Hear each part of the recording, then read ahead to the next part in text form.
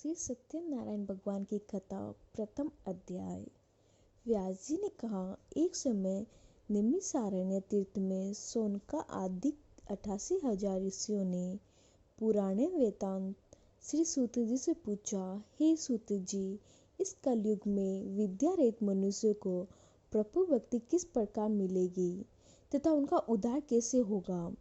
हे मुनि श्रेष्ठ, कोई ऐसा व्रत अथवा तप कहिए जिसके करने से थोड़े ही समय में पुण्य प्राप्त हो तथा मनवांछित फल भी मिले। ऐसी कथा सुनने की हमारी प्रबल इच्छा है।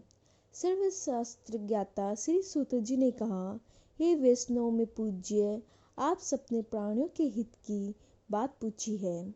अब मैं उस श्रेष्ठ व्रत को आप लोगों को कहूँगा जिससे नारद जी ने श्री लक्ष्मी नारायण भगवान से पूछा था और श्री लक्ष्मीपति ने मुनि श्रेष्ठ नारद जी को बताया था। ये कथा ध्यान से सुने। मुनिनाथ सुनो, ये सत्य कथा सब काल ही होय महासुखदायी, बहुत ताप हरे और मनोरथ पूर्ण करे, सुख संपत्ति को अधिकाए, अति संकट में दुख दूर करे, सब ठोर कुठोर में होता सहाय। भगवान महात्म है, इसमें अपना कली में फल और जनाई है। एक समय योगी राज नारद जी दूसरों के हित की इच्छा से सभी लोकों में घूमते हुए मृत्युलोक में आ पहुँचे।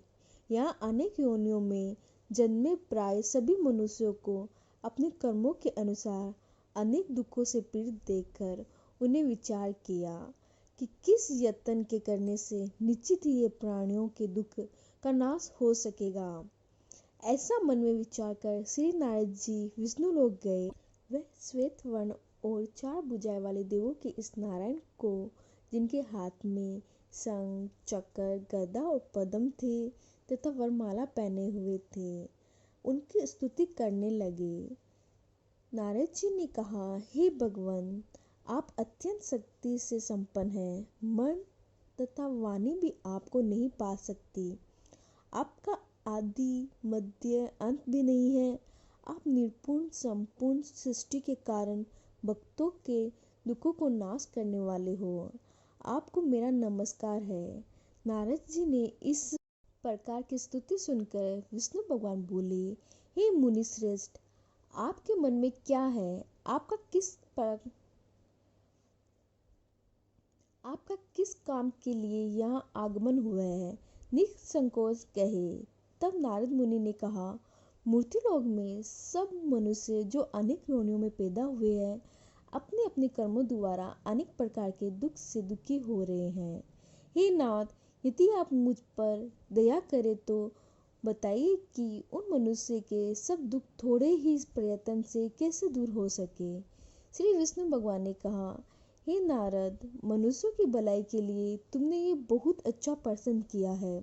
जिस व्रत के करने से मनुष्य मोह से छूट पाता है, वह व्रत मैं तुमसे कहता हूँ, सुनो। बहुत पुण्य देने वाला, स्वर्ग तथा मृत्युलोक दोनों में दुर्बल एवं उत्तम व्रत है, जो आज मैं प्रेमवश होकर तुमसे कहता हूँ। श्री सत्यनारायण भगवान ने कहा, यह व्रत विधि विधान पूर्वक संपन्न करके मनुष्य इस धरती पर सुख भोग कर मरने पर मोक्ष को प्राप्त होता है। श्री विष्णु भगवान के वचन सुनकर नारद मुनि बोले, हे भगवान, इस व्रत का फल क्या है और क्या विधान है? इससे पूर्व किसने ये व्रत किया और किस दिन ये व्रत करना चाहिए? कृपया मुझे विस्तार से बताइए। श्री विष्णु भगवान ने कहा, हे नारद, दुख शोक आदि दूर करने वाला ये व्रत सब स्थानों पर विजयी करने वाला है। भक्ति और श्रद्धा के साथ किसी भी दिन मनुष्य श्री सत्यनारायण भगवान की संध्या के समय ब्राह्मणों को और बंधुओं के साथ धर्म पलायन होकर पूजा करे। भक्ति भाव से नैवेद्य, केले का फल, सेब, घी, शक्कर अर्थात गुड़, दूध और गेहूं का आटा सवाई लेवे। इन सबको भक्ति भाव से भगवान को अर्पण करे। बंधु बांधवों सहित ब्राह्मणों को भोजन कराए। इसके पश्चात स्वयं भोजन करे। रात्रि में नृत्य, गीत आदि का आयोजन करे। श्री सत्यनारायण भगवान का स्मरण करता हुआ समय व्यतीत करे। इस तरह जो मनुष्य व्रत करेगा उनको मनोरथ निश्चित ही पूर्ण होगा। विष्णु रूप से कली काल में मृत्यु लोक में यही एक लघु उपाय है जिससे अल्प समय और अल्प धन में महान पुण्य प्राप्त हो सकता है। इति श्री सत्यनारायण व्रत कथा का प्रथम अध्ययन संपूर्ण। द्वितीय अध्ययन। सूत जी ने कहा, हे ऋषियों, जिन्होंने पहले समय में इस व्रत को किया है उनका इतिहास कहता हूँ। आप सब ध्यान से सुने। सुंदर काशीपुर नगरी में एक अत्यंत निर्बल ब्राह्मण रहता था। वह ब्राह्मण भूख और प्यास से बेचैन होकर नित्य पृथ्वी पर घूमता था।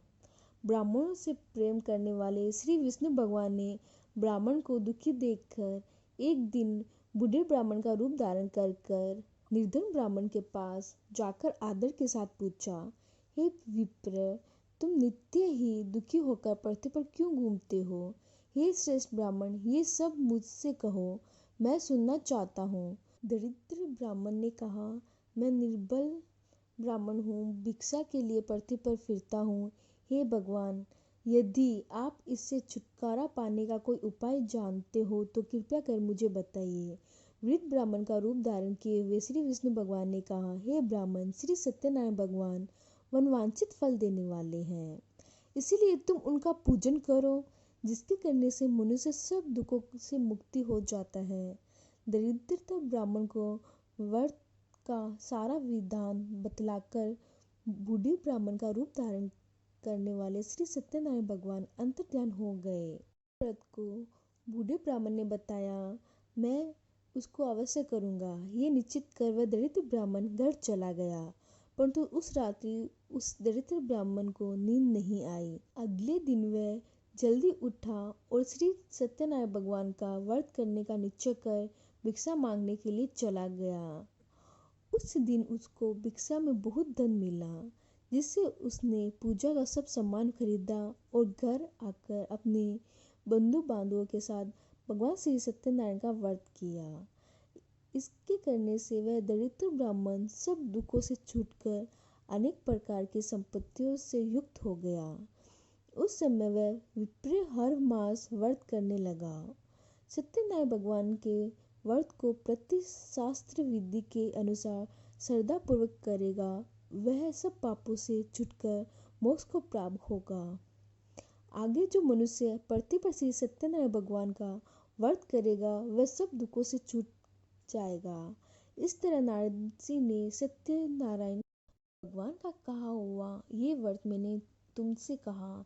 हे विप्रो, अब आप और क्या सुनना चाहते हैं, मुझे बताइए। ऋषियों ने कहा, हे मुनीश्वर, संसार में इस विप्र से सुनकर किस किस ने इस व्रत को किया, हम सब सुनना चाहते हैं। इसके लिए हमें मन में श्रद्धा है। श्री सूत जी ने कहा, हे मुनियों, जिस जिस प्राणी ने इस व्रत को किया है उन सबकी कथा सुनो।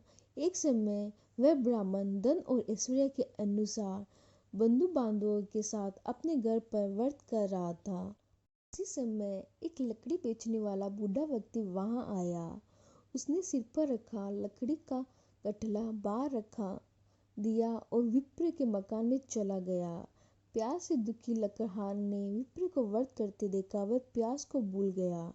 उसने विप्र को नमस्कार किया और पूछा, हे विप्र, आप ये किसका पूजन कर रहे हो? इस व्रत करने से क्या फल मिलता है? कृपया करके मुझे भी बताइए। ब्राह्मण ने कहा, सब मनोकामनाओं को पूर्ण करने वाला ये श्री सत्यनारायण भगवान का व्रत है। इनकी ही कृपा से मेरे यहाँ धन धान्य आदि की वृद्धि हुई है। विप्र से इस व्रत के बारे में जानकर वह लकड़हार बहुत पसंद हुआ। भगवान का चरण अमृत ले और भोजन करने के बाद वह अपने घर को चला गया। अगले दिन लकड़हार ने अपने मन में संकल्प किया कि आज ग्राम में लकड़ी बेचने से जो धन मिलेगा उसी से भगवान सत्यनारायण का उत्तम व्रत करूँगा। ये मन में विचार कर वह लकड़हारा लकड़ियों को गट्ठल अपने सिर पर रखकर जिस नगर में धनवान लोग रहते थे ऐसे सुंदर नगर में गया। उस दिन उसे उन लकड़ियों का दाम पहले दिनों से चौगुना मिला। तब वह बूढ़ा लकड़हारा अति प्रसन्न हुआ। पक्के केले, शक्कर, शहद, घी, दूध, दही और गेहूं का चूरमा इत्यादि श्री सत्यनारायण भगवान के व्रत की सभी सामग्री लेकर अपने घर आ गया। फिर उसने अपने बंधु बांधवों को बुलाकर विधि विधान के साथ भगवान का पूजन और व्रत किया। इस व्रत के प्रभाव से वह बूढ़ा लकहारा धन पुत्र आदि से युक्त हुआ और संसार के समस्त सुख भोग कर वैकुंठ को चला गया। इतनी श्री सत्यनारायण व्रत कथा का द्वितीय अध्ययन संपूर्ण। तृतीय अध्ययन। श्री सूत ने कहा, हे श्रेष्ठ मुनियों, अब आगे की ये कथा कहता हूँ। पूर्व काल में उल्कामुख नाम का एक महान बुद्धिमान राजा था। वह सत्यवक्ता और जितेंद्रिय था। प्रतिदिन देव स्थानों पर जाता था तथा गरीबों को धन देकर अनेक कष्ट दूर करता था। उसकी पत्नी कमल के समान मुख वाली और सत्य साध्वी थी। भद्रशिल नदी के तट पर उन दोनों ने श्री सत्यनारायण भगवान का व्रत किया। उस समय वहां साधु नामक एक वैश्य आया। उसके पास व्यापार के लिए बहुत सा धन था। वह वैश्य नाव को किनारे पर ठहराकर राजा के पास आया। राजा को व्रत करते हुए देखकर उसने विनय के साथ पूछा, हे राजन, भक्ति युक्त चित्त से ये आप क्या कर रहे हो? मेरी सुनने की इच्छा है। कृपया आप ये मुझे भी बताइए। महाराज उल्कामुख ने कहा, हे साधु वैश्य, मैं अपने बंधु बांधवों के साथ पुत्र आदि की प्राप्ति के लिए महाशक्तिमान सत्यनारायण भगवान का व्रत व पूजन कर रहा हूँ। राजा के ऐसे वचन सुनकर साधु नामक वैश्य ने आदर से कहा, हे राजन, मुझे भी इसका सब विधान बताइए। मैं भी आपके कथा अनुसार इस व्रत को करूँगा। मेरी भी कोई संतान नहीं है। मुझे विश्वास है इससे निश्चित ही मेरी भी संतान होगी। राजा से सब विधान सुन व्यापार से निवृत्त हो वह वैश्य आनंद के साथ अपने घर आया। वैश्य ने अपनी पत्नी से संतान देने वाले उस व्रत का समाचार सुनाया और प्रण किया कि जब मेरी संतान होगी तब मैं इस व्रत को करूँगा। साधु ने ये वचन अपनी पत्नी लीलावती से भी कहे। एक दिन उसकी पत्नी लीलावती आनंदित हो संसारिक धर्म में प्रवृत्त होकर श्री सत्यनारायण भगवान की कृपा से गर्भवती हो गई। 10वें महीने में उसने एक सुंदर कन्या को जन्म दिया। दिनों दिन वह कन्या इस तरह बढ़ने लगी जैसे शुक्ल पक्ष का चंद्रमा बढ़ता है। कन्या का नाम कलावती रखा गया। तब लीलावती ने मीठे शब्दों में अपने पति को स्मरण दिलाया कि आपने जो भगवान का व्रत करने का संकल्प लिया था, अब आप उसे पूरा करिए। साधु वैश्य ने कहा, हे प्रिय, मैं कन्या के विवाह पर इस व्रत को करूँगा। इस प्रकार अपनी पत्नी को आश्वासन दे वह व्यापार करने चला गया। कलावती पितृगृह में वृद्धि को प्राप्त हो गई। लौटने पर साधु ने जब नगर में सखियों के साथ अपनी पुत्री को खेलते देखा तो एक दूत को बुलाकर कहा कि उसकी पुत्री के लिए कोई सुयोग्य वर देखकर लाओ। साधु नामक वैश्य की आज्ञा पाकर दूत कंचन नगर पहुंचा और खोज कर और देखभाल कर वैश्य की लड़की के लिए एक सुयोग्य वर्णित पुत्र ले आया। उस सुयोग्य लड़के को देखकर साधु नामक वैश्य ने अपने बंधु बांधवों सहित प्रसन्नचित्त होकर अपनी पुत्री का विवाह उनके साथ कर दिया। दुर्भाग्य से वह विवाह के समय ही सत्यनारायण भगवान का व्रत करना भूल गया। इस पर श्री भगवान क्रोधित हो गए। उन्होंने वैश्य को श्राप दिया कि तुम्हें दारुण दुख प्राप्त हो। अपने कार्य में कुशल साधु नामक वैश्य अपनी जामाता सहित नावों को लेकर व्यापार करने के लिए समुद्र के समीप स्थित रतन सागरपुर नगर में गया। दोनों ससुर जवाई चंद्रकेतु राजा के उस नगर में व्यापार करने लगे। एक दिन भगवान सत्यनारायण की माया से प्रेरित एक चोर राजा का धन चुराकर भागा जा रहा था। राजा के दूतों को अपने पीछे वेग से आते देखकर चोर ने घबराकर राजा के धन को वही नाव में चुपचाप रख दिया जहां वह ससुर जमाई ठहरे हुए थे और भाग गया। जब दूतों ने राजा के धन को रखा देखा तो ससुर जामाता दोनों को बांध कर ले गया और राजा के समीप जाकर बोले, हम ये दो चोर पकड़ कर लाए हैं, देख कर आज्ञा दे। तब राजा ने बिना उनकी बात सुने ही उन्हें कारागार में डालने की आज्ञा दे दी। इस प्रकार राजा की आज्ञा से उनको कठिन कारावास में डाल दिया गया तथा उनका धन भी छीन लिया गया। सत्यनारायण भगवान के श्राप के कारण साधु वैश्य की पत्नी लीलावती व पुत्री कलावती भी घर में बहुत दुखी हुए। उनके घर में रखा हुआ धन चोर चुरा कर ले गया। शारीरिक व मानसिक पीड़ा तथा भूख प्यास से अति दुखी हो भोजन की चिंता में कलावती कन्या एक ब्राह्मण के घर गई। उसने ब्राह्मण को श्री सत्यनारायण भगवान का व्रत करते देखा। उसने कथा सुनी तथा प्रसाद ग्रहण कर रात को घर आई। माता ने कलावती से पूछा, हे पुत्री, तुम अब तक कहाँ रही? वह तेरे मन में क्या है? कलावती बोली, हे माता, मैंने एक ब्राह्मण के घर श्री सत्यनारायण भगवान का व्रत होते देखा है। कन्या के वचन सुनकर लीलावती ने सत्यनारायण भगवान के पूजन की। उसने परिवार और बंधुओं सहित श्री सत्यनारायण भगवान का पूजन व व्रत किया और वर मांगा कि मेरे पति और दामाद शीघ्र ही घर लौट आए। साथ ही प्रार्थना की कि हम सबका अपराध क्षमा करें। श्री सत्यनारायण भगवान इस व्रत से संतुष्ट हो गए। उन्होंने राजा चंद्रकेतु को सपने में दर्शन देखकर कहा, हे राजन, जिन दोनों वेश्यों को तुमने बंदी बना रखा है वह निर्दोष है। उन्हें प्रातः ही छोड़ दो। उनका सब धन जो तुमने ग्रहण किया है लौटा दो, अन्यथा मैं तेरा धन, राज्य, पुत्र आदि सब नष्ट कर दूंगा। राजा ने ऐसे वचन कहकर भगवान अंतर्ध्यान हो गए। प्रातःकाल राजा चंद्रकेतु ने सभा में सबको अपने सपना सुनाया और सैनिकों को आज्ञा दी कि दोनों वणिक पुत्रों को कैद से मुक्त कर गांव में ले आया जाए। दोनों ने आते ही राजा को प्रणाम किया।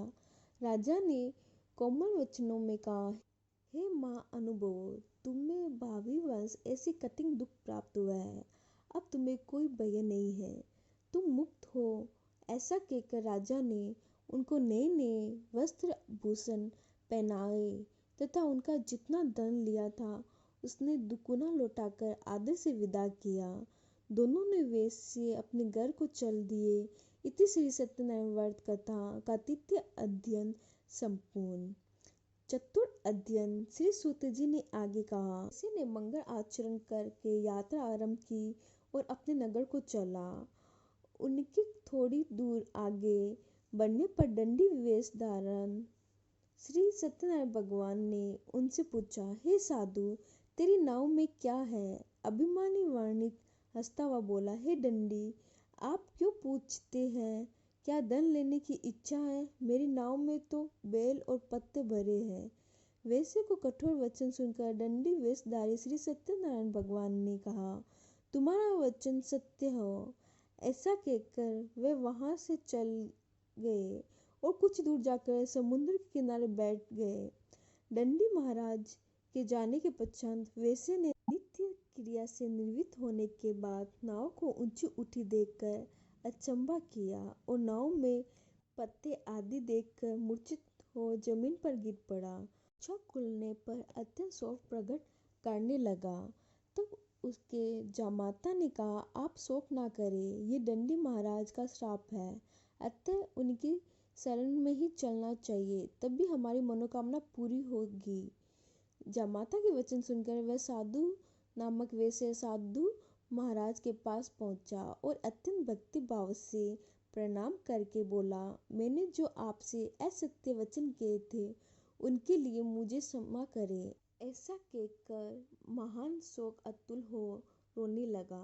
तब दंडित भगवान बोले, हे वणिक पुत्र, मेरी आज्ञा से बार बार तुम्हें दुख प्राप्त हुआ है, तुम मेरी पूजा से विमुख हुए हो। साधु नामक वेश ने कहा, हे भगवान, आपकी माया से ब्रह्मा आदि देवता भी आपके रूप को नहीं जान पाते, तब मैं अज्ञानी भला कैसे जान सकता हूँ।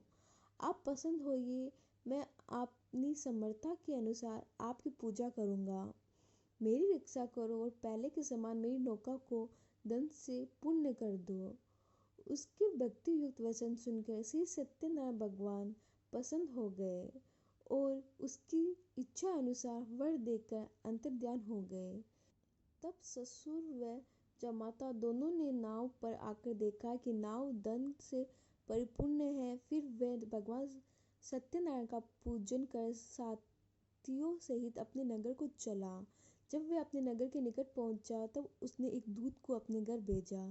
दूत ने साधु नामक वेश्या के घर जाकर उसकी पत्नी को नमस्कार किया और कहा, आपके पति और दामाद सहित उस नगरी के समीप आ गए हैं। लीलावती और उसकी कन्या कलावती उस समय भगवान का पूजन कर रही थी।